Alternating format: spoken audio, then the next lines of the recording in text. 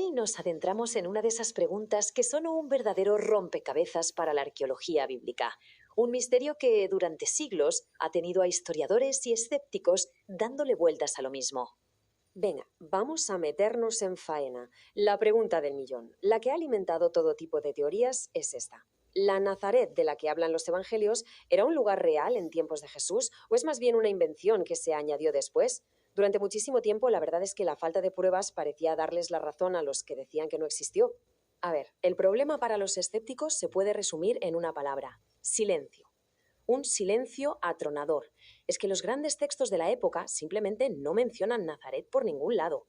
No la encontramos en el Antiguo Testamento, tampoco en los escritos rabínicos del Talmud, y lo que es más llamativo, el historiador judeo-romano Flavio Josefo, que fue súper meticuloso describiendo cada rincón de Galilea, jamás la nombra.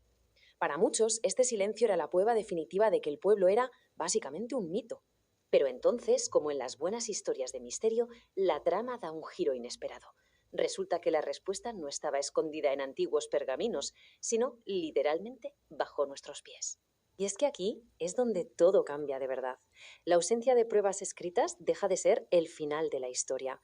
La evidencia física, la que se desentierra pala a pala, ha venido a darnos una respuesta bastante contundente a todo ese escepticismo. Vamos con la primera prueba clave, que es una pasada. En el año 2009, la Autoridad de Antigüedades de Israel hizo un descubrimiento increíble. Justo al lado de la actual Basílica de la Anunciación se toparon con los restos de una casa muy humilde. Unos muros de piedra, un patiecito y una cisterna para recoger el agua de la lluvia. Lo mejor, la datación la situaba sin ninguna duda en el siglo I. Por primera vez teníamos una casa real de la época de Jesús en el lugar que siempre se ha llamado Nazaret. Y la cosa no acaba ahí, ¿eh? Debajo del convento de las Hermanas de Nazaret, el arqueólogo Ken Dark se puso a investigar otra vivienda, esta vez tallada directamente en la roca. Y lo más fascinante de todo esto es que, por lo que parece, esta casa fue protegida y venerada por las primeras comunidades cristianas, lo que sugiere que para ellos ya tenía una importancia muy especial desde el principio. Ojo, porque en estas excavaciones apareció un detalle que es crucial, la prueba definitiva. Se encontraron trozos de vasijas de piedra caliza. ¿Y por qué es esto tan importante? Bueno, pues porque según las leyes de pureza judías de la época, la cerámica se podía volver impura ritualmente, pero la piedra no. Así que usar estas vasijas de piedra es como una firma, una señal inequívoca de que la gente que vivía allí era una comunidad judía del siglo I. Es una prueba cultural irrefutable. Vale, ahora que tenemos la evidencia física bien amarrada, podemos empezar a desmontar esas otras teorías que intentaban explicar por qué se usaba el término nazareno sin necesidad de que existiera un pueblo llamado Nazaret. Una de las teorías que más sonó era que Nazareno en realidad venía de Genesaret, que es una zona que está al lado del mar de Galilea. Pero como vemos aquí, es que lingüísticamente no encaja por ningún sitio. En hebreo y en arameo, que eran las lenguas de la época, son dos palabras completamente diferentes, así que esa teoría es un callejón sin salida. Entonces, ¿de dónde sale el nombre?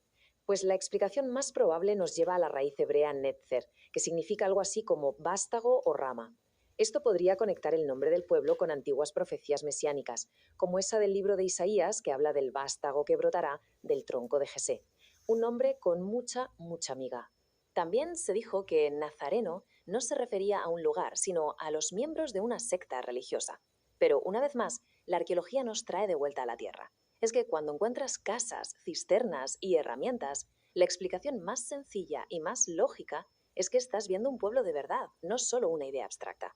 Muy bien, con el misterio de su existencia ya resuelto, podemos pasar a la siguiente pregunta. ¿Cómo era esa aldea? Y la respuesta, ya os lo adelanto, es bastante diferente de la imagen que solemos tener en la cabeza. Este número lo dice prácticamente todo. Los arqueólogos calculan que en Nazaret vivían entre 200 y 400 personas.